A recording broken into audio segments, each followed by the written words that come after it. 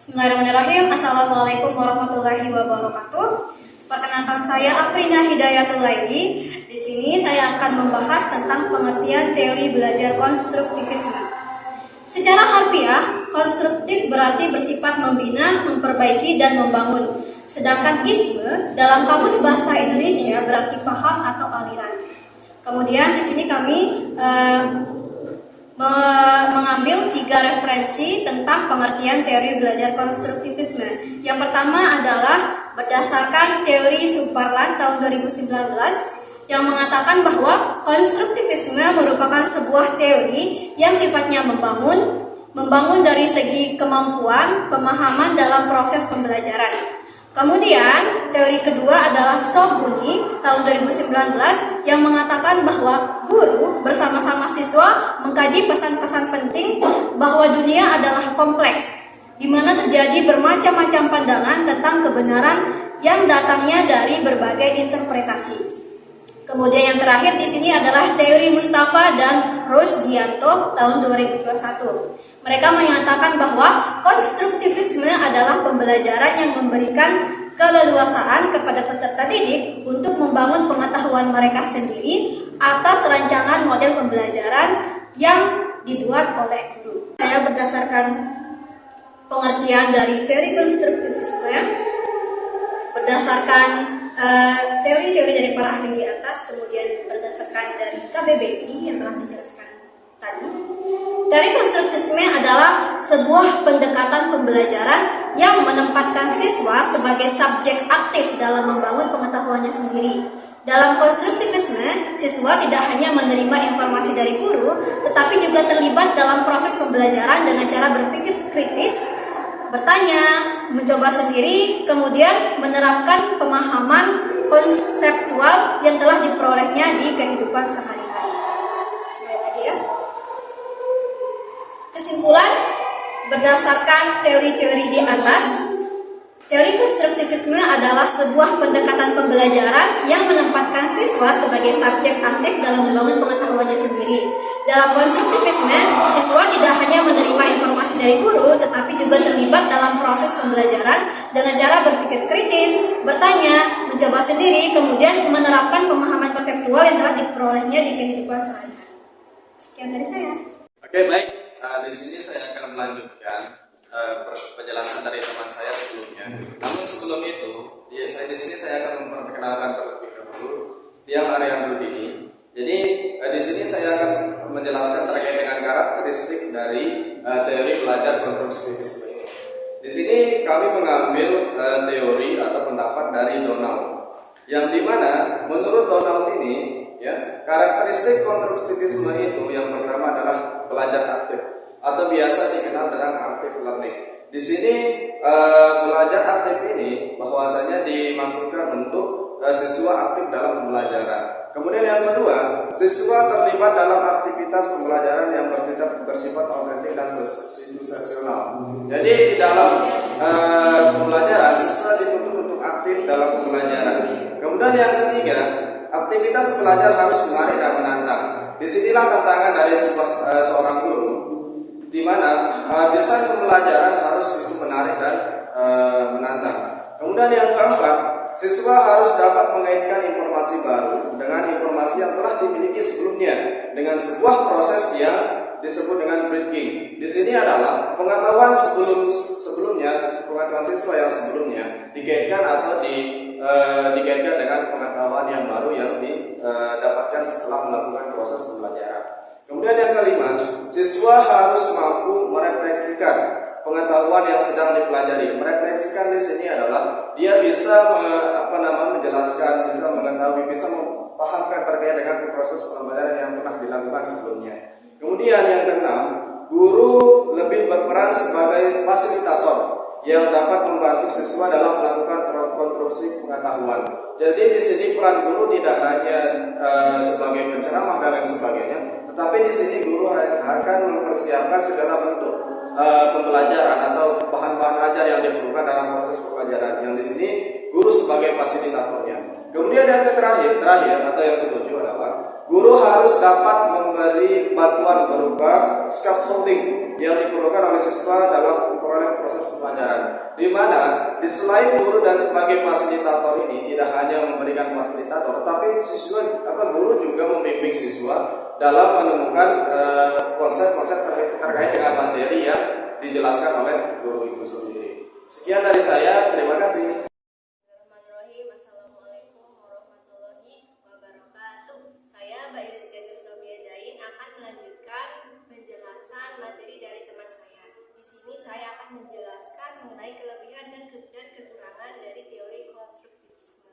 Kelebihan yang pertama adalah guru bukan satu-satunya sumber belajar. Maksudnya adalah guru hanya sebagai pemberi ilmu dalam pembelajaran dan siswa dituntut untuk aktif dalam pembelajaran. Yang kedua, siswa lebih aktif dan kreatif.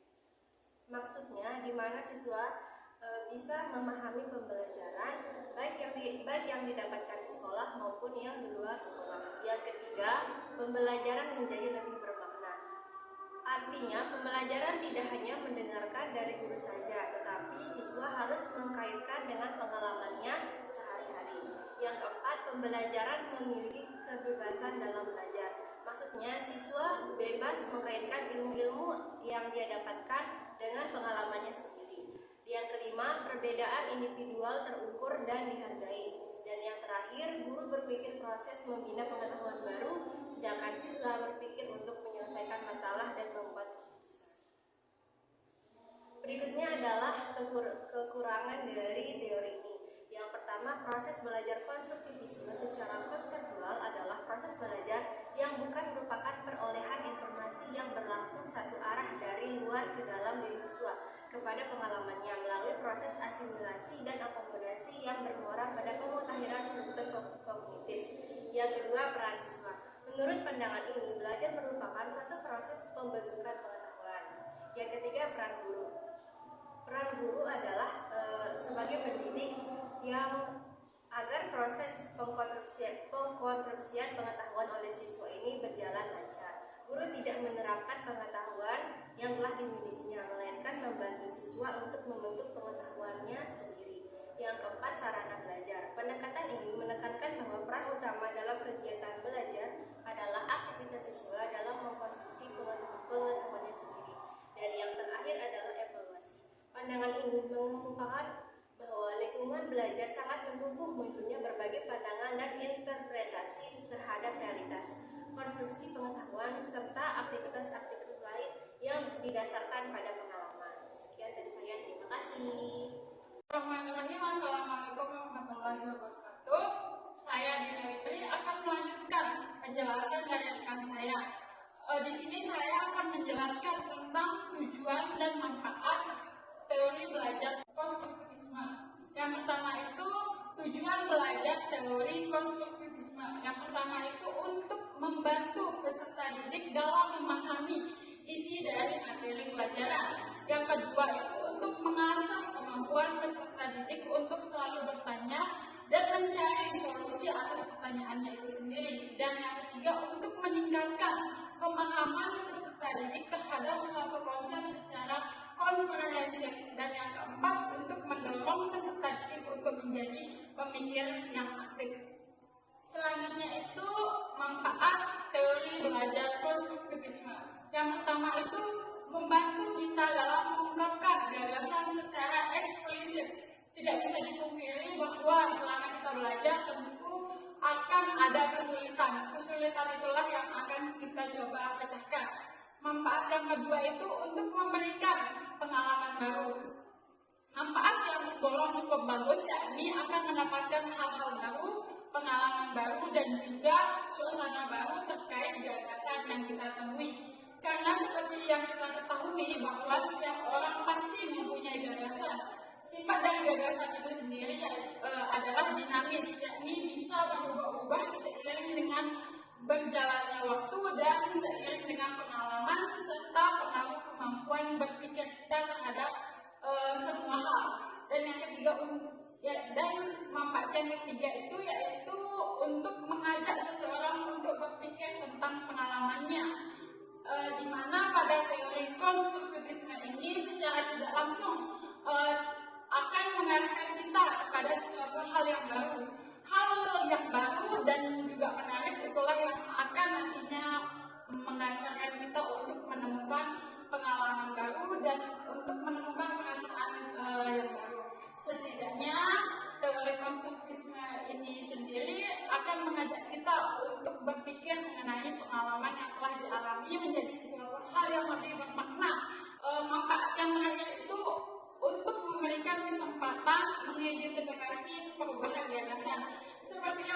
dijelaskan pada sebelumnya, sifat dan gagasan tiap orang itu bersifat dinamis atau berubah-ubah. Pada teori konstruktivisme ini akan memberikan kesempatan untuk mengidentifikasi perubahan gagasan yang lama ke gagasan yang baru berdasarkan alasan yang logis. Sedangkan logis atau tidaknya gagasan tersebut bergantung pada sensitivitas dan juga kepekaan otak serta perasaan kita terhadap sesuatu yang ada di sekitar kita. Sekian dari saya. Wassalamualaikum warahmatullahi wabarakatuh. Assalamualaikum warahmatullahi wabarakatuh. Perkenalkan, nama saya Elsa Selviadi. Kita membahas penerapan teori konstruktivisme dalam pembelajaran di sekolah dasar. Yang pertama, kembangkan pemikiran bahwa anak akan belajar lebih bermakna dengan cara bekerja sendiri, menemukan sendiri, dan mekonstruksikan sendiri pengalaman dan keterampilan barunya. Kedua, laksanakan sejauh mungkin kegiatan inquiry untuk semua topik. Ketiga, kembangkan sifat ingin tahu siswa dengan bertanya. Keempat, ciptakan masyarakat belajar atau belajar dalam kelompok-kelompok. Nah, aplikasi teori konstruktivisme dalam pembelajaran. Yang pertama, membebaskan siswa dari belenggu kurikulum yang berisi fakta-fakta lepas yang sudah ditetapkan dan memberikan kesempatan kepada siswa untuk mengembangkan ide-idenya secara bebas. Kedua, menempatkan siswa sebagai kekuatan timbulnya interest untuk membuat hubungan ide-ide atau gagasan-gagasan, kemudian memformulasikan kembali ide-ide tersebut serta membuat kesimpulan-kesimpulan. Ketiga, guru bersama siswa mengkaji pesan-pesan penting bahwa dunia adalah kompleks, di mana terjadi bermacam-macam pandangan tentang kebenaran yang datangnya dari berbagai interpretasi. Keempat, guru mengakui bahwa proses belajar serta penilaiannya merupakan suatu usaha yang kompleks, sukar dipahami, tidak teratur dan tidak mudah dikelola. Banyak di sekolah mengelola perbedaan siswa di bidang kemampuan dan pencapaian akademis melalui pengelompokan. Selanjutnya, langkah-langkah teori belajar konstruktivisme. Yang pertama, memancing peserta didik tentang suatu pokok bahasan atau konsep. Kedua, meminta peserta didik untuk mencari solusi atau menyelidiki solusi yang telah dipaparkan di tahap pertama. Ketiga, meminta peserta didik untuk memberi pemaparan tentang konsep yang dirumuskan berdasarkan pengetahuan yang telah diperolehnya. Keempat, mendorong peserta didik untuk bisa menerapkan pemahaman konseptual yang telah diperolehnya di kehidupan sehari-hari. Sekian dan terima kasih.